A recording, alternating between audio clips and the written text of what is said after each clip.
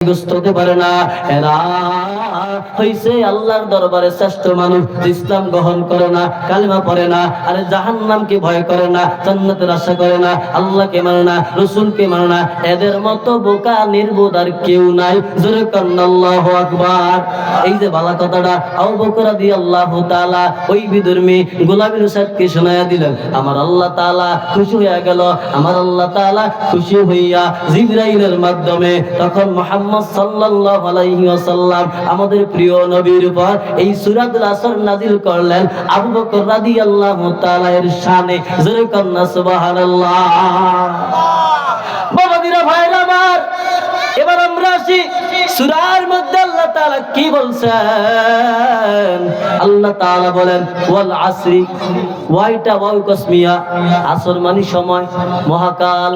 ওয়াল আসরি সময়ের কসম, যুগের কসম, মহাকালের কসম। এক কাল দুই কাল, কাল পাল্টাই কি পাল্টাই নেই? কোন না কোন পাল্টানি?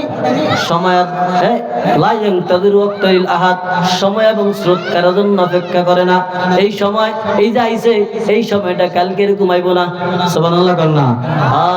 কাল পাল্টিয়া যায়, যুগ পাল্টিয়া যায়, সময় পাল্টিয়া যায়। এইজন্য আল্লাহ সময়ের বড় গুরুত্ব দিয়েছেন। কিলিগা গুরুত্ব দিয়েছেন মুফাসসিরিনে কেরাম বলে আল্লাহ তাআলা ওয়াইটা ওয়াই কসমিয়া দিয়া কসম কাইটা সময়ের গুরুত্ব কিলিগা দিলেন, মহাকালের গুরুত্ব কিলিগা দিলেন। এরে যারা সময় পাইছো, যারা সময় পাইছো, যুবক সময় পাইছো, কিশোর সময় পাইছো, বৃদ্ধ সময় পাইছো, যে যার সময় পাইছো, ভালো কাজের সময় পাইছো, ভালো কাজে যাওয়ার জন্য সময়টা হাত আছে তোমার। এই সময়টা কাজে লাগাও। যদি সময় মতন কাজটা না করতে পারো, ওই সময় মতন তোমার সময়টাকে গুরুত্ব না দিতে পারো, তাহলে তুমি ওই দুনিয়া আখিরাতে লাঞ্ছিত হয়ে যাইবা। যদি সময় মতো 5 ওয়াক্ত নামাজ পড়তে পারো, হায়াতের সময় থাকতে আল্লাহর বন্দেগী করে দিতে পারো, কুরআন সুন্নাহ ভিত্তিক চলে যেতে পারো, তাহলে তুমি সফল কাম। জোরে কন্না সুবহানাল্লাহ। কিলিগা সময়ের কসম কাটলেন। কিছু যুবক ভাইরা কয় এখন নামাজ পড়বো না, বিদ্যালয়ে পড়বো, আর কদিন পড়বো। কিছু মুসলমান ভাইরা কয় এখন দাঁড়িয়ে রাখতাম না, একটু মুরুব বলে দাঁড়িয়ে রাখবো, একটু বয়স করে দাঁড়িয়ে রাখবো। কিন্তু মরণত্ব গ্যারান্টি নাই, কখন কি চলে যায়। আরে সময় চলে দিতেছে, একটা নিঃশ্বাস ছাড়তেছি, আমার জীবনের হায়াত কমতাছে। সুবহানাল্লাহ কোন না?